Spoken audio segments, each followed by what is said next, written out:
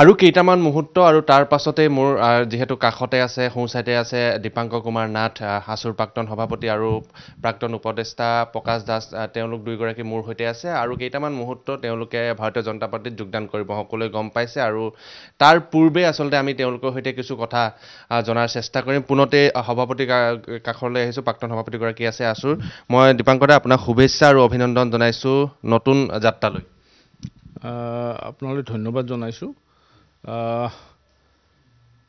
সদৌ অসম ছাত্ৰ সন্থাৰ পৰা অৱসৰ গ্ৰহণৰ মোৰ 1 বছৰ 3 মাহ হৈ গৈছে গতিকে এতিয়া এটা নতুন যাত্ৰা আৰু এই যাত্ৰাত অসমৰ ৰাইজৰ শুভাশীষ বিচাৰিছোঁ কাৰণ আজি আবেলি মই ৰাষ্ট্ৰীয় ৰাজনৈতিক দল বিজেপিত যোগদান কৰিম ইতিমধ্যে মই এই কথা ব্যক্ত কৰিছোঁ আৰু কেইবা বছৰ ধৰি ছাত্ৰ সংগঠন বা ছাত্ৰ ৰাজনীতিৰ লগত জড়িত হৈ আছিলোঁ গতিকে সেই ছোৱা সময়ত যিবোৰ বিষয় সজৰে উত্থাপন কৰিছিলোঁ সেই বিষয়সমূহ সমাধানৰ পথ বিচাৰি ইয়াৰ বাস্তৱ এটা কথা ৰূপায়ণৰ দিশত আগবাঢ়িবৰ কাৰণে মই আচলতে এনে সিদ্ধান্ত ল'লোঁ আৰু যিহেতু সদৌ অসম ছাত্ৰ সন্থাৰ পৰা অৱসৰ গ্ৰহণৰ মোৰ 1 বছৰ পাৰ হৈ গ'ল গতিকে মই বিবেকক সুধি মই সিদ্ধান্ত লৈছোঁ আৰু সেই সিদ্ধান্তৰ জৰিয়তে আজি আবেলি মই ৰাষ্ট্ৰীয় ৰাজনৈতিক দল বিজেপিত যোগদানৰ সিদ্ধান্তত উপনীত হ'ম মই আপোনাক আজি যেহেতু এটা ভাল দিন তথাপিও ৰাইজৰ কিছু প্ৰশ্ন আছে মই আপোনাক সেই উদ্দেশ্যে সুধিব বিচাৰিছোঁ বহুতে কয় যে জাতীয়তাবাদী ভাৱধাৰাৰ লগত আপুনি জড়িত হৈ আছে কিন্তু এতিয়া ৰাষ্ট্ৰীয়তাবাদী ভাৱধাৰাৰ লগত আপোনাৰ চিন্তা চৰ্চা আগবঢ়াব লাগিব এই ক্ষেত্ৰত কিছু জটিলতাত পৰিব যিগৰাকী ব্যক্তি জাতীয়তাবাদী ভাৱধাৰাৰে আগবাঢ়ি আছিল ইমান বছৰে না গোটেই বিষয়টো এনেকুৱা চাওক ৰাষ্ট্ৰীয় দল হ'লেও জাতীয়তাবাদী যিবোৰ চিন্তা বা জাতিৰ যিবোৰ চিন্তা সেইবোৰ সমাধানৰ সূত্ৰ যদি তেনে ৰাজনৈতিক দলে যদি দিব পাৰে তাৰ লগতে আৰু এটা কথা আপোনালোকক কৈছোঁ যে এই দলটোৰ লগত দুটাকৈ জাতীয়তাবাদী শক্তি জড়িত হৈ আছে দুইটা জাতীয়তাবাদী ৰাজনৈতিক দলৰ লগত তেওঁলোকে চৰকাৰ চলাই আছে গতিকে সেই দুটা ৰাজনৈতিক দলৰ লগতো একেলগে কাম কৰি আগবাঢ়ি যোৱাৰ মানসিকতাৰ লগত লৈছোঁ গতিকে মই ভাবোঁ যে তেখেতসকলেও নিশ্চয় জাতিটোৰ সমস্যাসমূহ সমাধানৰ সূত্ৰ বিচাৰিয়ে তেওঁলোকে নিশ্চয় একেলগে চৰকাৰত অংশগ্ৰহণ কৰি চলি আছে মই সেইকাৰণে ভাবিলোঁ যে জাতীয়তাবাদী শক্তিক উলাই কৰি চৰকাৰখনে একো কাম কৰা নাই জাতীয়তাবাদী দুটাকৈ অসমৰ জাতীয়তাবাদী খুব সক্ৰিয় শক্তিৰ লগত বা সক্ৰিয় দলৰ লগত একেলগে কাম কাজ কৰি চৰকাৰ চলাই আছে মই ভাবোঁ যে যিহেতু জাতিটোৰ স্বাৰ্থত কেইবাটাও যুগান্তকাৰী সিদ্ধান্ত গ্ৰহণ কৰি অসমৰ বিজেপি দল আৰু চৰকাৰখনে সেইদৰে জাতিটোৰ উন্নয়নৰ দিশত কাম কাজ কৰি আছে গতিকে মই সেই কথাবোৰ সকলো মনৰ ভিতৰতে পাগুলি তাৰপিছত মই এনে সিদ্ধান্তত উপনীত হৈছোঁ বহুতে এই প্ৰশ্ন উত্থাপিত কৰিছে ৰাইজৰ প্ৰশ্ন ছ'চিয়েল মিডিয়াতো হয়তো আপুনিও প্ৰায় দেখিছে এনেধৰণৰ প্ৰশ্ন যেতিয়া আপুনি ভাৰতীয় জনতা পাৰ্টীত যোগদান কৰিম বুলি কৈছে ৰাইজৰ প্ৰশ্ন যে যিগৰাকী আছুৰ প্ৰাক্তন সভাপতি দীপাংকৰ কুমাৰ নাথে কা আন্দোলনৰ সময়ছোৱাতে হওক বা বিজেপিৰ বিভিন্ন যিসমূহ তেওঁলোকে বিভিন্ন কাৰ্যসূচী তেওঁলোকে হাতত লৈছিল তেতিয়া আপোনালোকে প্ৰতিবাদ সাব্যস্ত কৰিছিল আৰু তেনে প্ৰেক্ষাপটত হঠাৎ আচলতে আপোনাৰ মনৰ চিন্তা ধাৰণাটো সলনি হৈ যোৱাক লৈ বহুতে প্ৰশ্ন কিন্তু উদয় কৰিছে নহয় তেনেকুৱা কথা একো নাই মই আচলতে এই সকলো কথাৰ উত্তৰ যোগদানৰ পিছত আপোনালোকক ক'ব পাৰিম কাৰণ এতিয়াও মই দলটোত যোগদান কৰাই নাই গতিকে যোগদানৰ পিছত আপোনালোকৰ এই সকলো কথাৰ উত্তৰ স্পষ্টভাৱে মই আপোনালোকৰ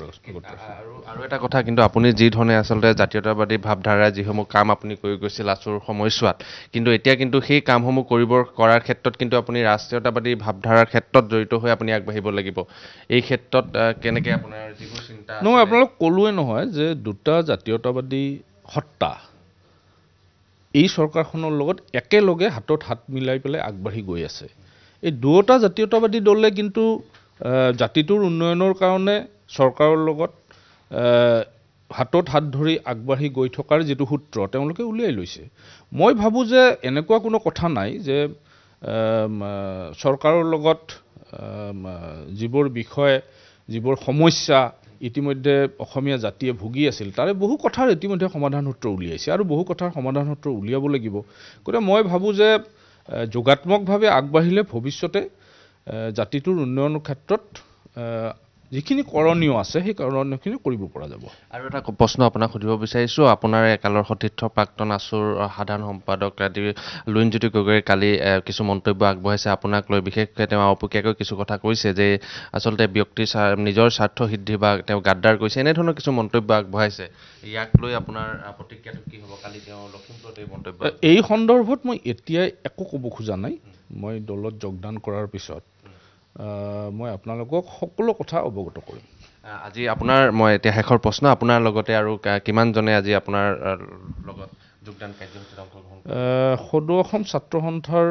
আমি একেলগে কাৰ্যনিৰ্বাহক কৰা কেইবাগৰাকীও প্ৰাক্তন কৰ্মকৰ্তাই আমি একেলগে বিজেপি দলত যোগদান কৰাৰ সিদ্ধান্ত গ্ৰহণ কৰিছোঁ সদ্য প্ৰাক্তন ছাত্ৰ সন্থাৰ উপদেষ্টা শ্ৰী প্ৰকাশ চন্দ্ৰ দাস তেখেতে যোগদান কৰিব তাৰপিছত ইয়াৰ আগৰ কেন্দ্ৰীয় বিত্তীয় সম্পাদক মিলনজ্যোতি ৰায় তেখেত বঙাইগাঁও জিলা আচলতে বিজনীত ঘৰ তেখেতে আজি এই দলত যোগদান কৰিব হিমান বৰ্মন সাংগঠনিক সম্পাদক নলবাৰী জিলা নলবাৰীৰ পৰা কেন্দ্ৰীয় সমিতিত প্ৰতিনিধিত্ব কৰিছিল হিমান বৰ্মন যথেষ্ট বলিষ্ঠ ছাত্ৰ নেতা তেখেতেও আজি যোগদান কৰিব লগতে গোৱালপাৰা জিলাৰ এগৰাকী ছাত্ৰ সন্থাৰ কেন্দ্ৰীয় সমিতিৰ প্ৰচাৰ সম্পাদক আছিল জিতুমণি ভূঞা তেখেতে যোগদান কৰিব তাৰপিছত গোপাল চন্দ্ৰ দাস এগৰাকী আগৰ সতীৰ্থ গোৱালপাৰা জিলাৰ পৰাই তেখেতেও ৰাজ্যিক কাৰ্যনিৰ্বাহকৰ সতীৰ্থ আছিল তেখেতে যোগদান কৰিব এগৰাকী গুৱাহাটী বিশ্ববিদ্যালয়ৰ পৰাই কেন্দ্ৰীয় সমিতিক প্ৰতিনিধিত্ব কৰিছিল LLMৰ তেখেত ষ্টুডেণ্ট আছিল গোপাল চন্দ্ৰ দাস সেইগৰাকীও গোপাল চন্দ্ৰ দাস আচলতে ধেমাজিত ঘৰ গোগামুখত ঘৰ তেখেতেও আমাৰ লগত একেলগে যোগদান কৰিব এনেদৰে আমি কেইবাগৰাকী আৰু জিলা পৰ্যায়ৰ যথেষ্ট সংখ্যক কাৰণ প্ৰায় 400-500 মান বিভিন্ন পৰ্যায়ত কাম কৰি থকা কৰ্মকৰ্তা আৰু সাধাৰণভাৱে জীৱন যাপন কৰি থকাও কিছু কৰ্মকৰ্তাই একেলগে আজি এই দলটোত যোগদান কৰি শক্তি বৃদ্ধি কৰিব ধন্যবাদ জনাইছোঁ আপোনাক যিহেতু পৰৱৰ্তী যি যাত্ৰা তাৰ বাবে পুনৰবাৰ আপোনাক অভিনন্দন জনাইছোঁ আৰু এইখিনি মুহূৰ্তত আমাৰ লগত উপদেষ্টা আছে প্ৰকাশ দা মই প্ৰকাশ দাৰ কাষলৈ আহিছোঁ প্ৰকাশ দা আপুনিও আছুৰ লগত বহু বছৰ ধৰি জড়িত হৈ আছে জাতীয়তাবাদী ভাৱধাৰাৰ চিন্তাৰে আপুনি আগবাঢ়ি আছিল কিন্তু হঠাৎ মই একেই প্ৰশ্ন আপোনাক সুধিব বিচাৰিছোঁ হঠাৎ আপুনি ৰাষ্ট্ৰীয়তাবাদী ভাৱধাৰাৰ ক্ষেত্ৰত আগবাঢ়িব লগা হ'ল কিয় পুনতে মই ধন্যবাদ জনাইছোঁ আপোনাক আৰু আপোনাৰ জৰিয়তে অসমবাসীৰ মই আশীষ বিচাৰিছোঁ সুদীৰ্ঘ 28টা বছৰ সদৌ অসম ছাত্ৰ সন্থাৰ বিভিন্ন স্তৰত সেৱা আগবঢ়াই আহিছোঁ যোৱা মৰিগাঁও অধিৱেশনৰ সদৌ অসম ছাত্ৰ সন্থাৰ উপদেষ্টা পদৰ পৰা মই অব্যাহতি লৈছোঁ আৰু এতিয়া ৰাইজৰ পৰামৰ্শ মতে মই এটা ৰাজনৈতিক পথৰলৈ আজি যোৱাৰ কাৰণে সিদ্ধান্ত লৈছোঁ আৰু এই কথাটো হয় জাতীয়তাবাদী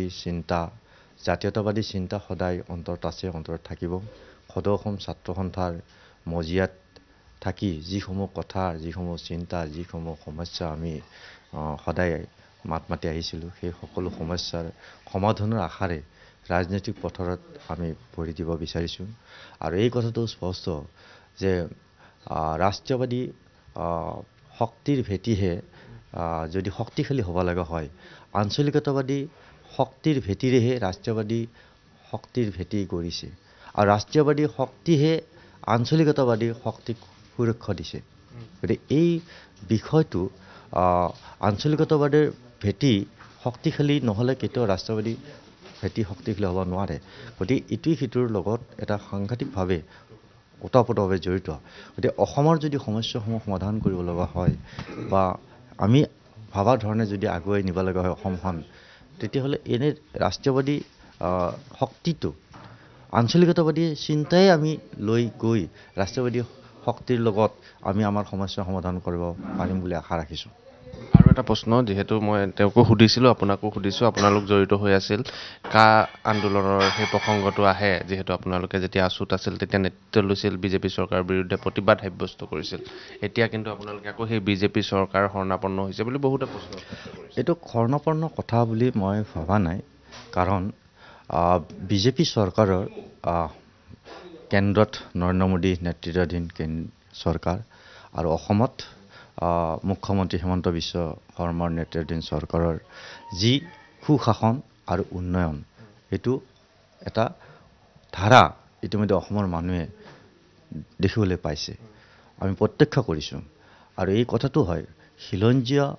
জনগোষ্ঠী বা খিলঞ্জীয়া জনসাধাৰণৰ সুৰক্ষাৰ ক্ষেত্ৰত এই চৰকাৰখনৰ কিছু আন্তৰিকতা ইতিমধ্যে জনসাধাৰণে পৰিলক্ষিত কৰিছে আমি দেখিছোঁ গতিকে যি চৰকাৰৰ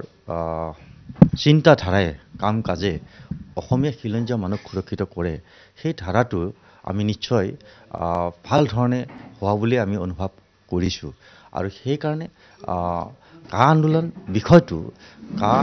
আন্দোলন হৈছিল বা কাৰ ক্ষেত্ৰত এতিয়া উচ্চতম ন্যায়ালয়ত বিচাৰাধীন হৈ আছে এইটো এটা ন্যায় প্ৰক্ৰিয়া সেই ন্যায় প্ৰক্ৰিয়াৰ ক্ষেত্ৰত আমি সন্মান জনাই আৰু এই বিষয়ত বিশেষ ক'বলগীয়া বৰ্তমান মই নাভাবোঁ কাৰণ এইটো এটা সম্পূৰ্ণ আইন প্ৰক্ৰিয়াৰ মাজত আছে মহামানৱ উচ্চতম ন্যায়ালয়ত এই যিহেতু গোচৰ যিহেতু ইতিমধ্যে চলিব গতিকে এই বিষয়টো ক্ষেত্ৰত অধিক মন্তব্য দিয়াটো উচিত নহয় মই ধন্যবাদ জনাইছোঁ আপোনাক পৰৱৰ্তী যি যাত্ৰা আছে তাৰ বাবে শুভেচ্ছা জনাইছোঁ এইখিনি মুহূৰ্তত আৰু এয়া আছিল আছুৰ প্ৰাক্তন সভাপতিগৰাকী আৰু প্ৰাক্তন উপদেষ্টাগৰাকী আমি মন্তব্য ল'লোঁ আৰু আজিৰ পৰা আচলতে সন্ধিয়া ভাগৰ পৰা তেওঁলোকৰ এটা নতুন যাত্ৰা আৰম্ভ হ'ব পুনৰবাৰ আমিও ND24 ফালৰ পৰা তেওঁলোকক এই নতুন যাত্ৰাৰ বাবে শুভেচ্ছা জনাইছোঁ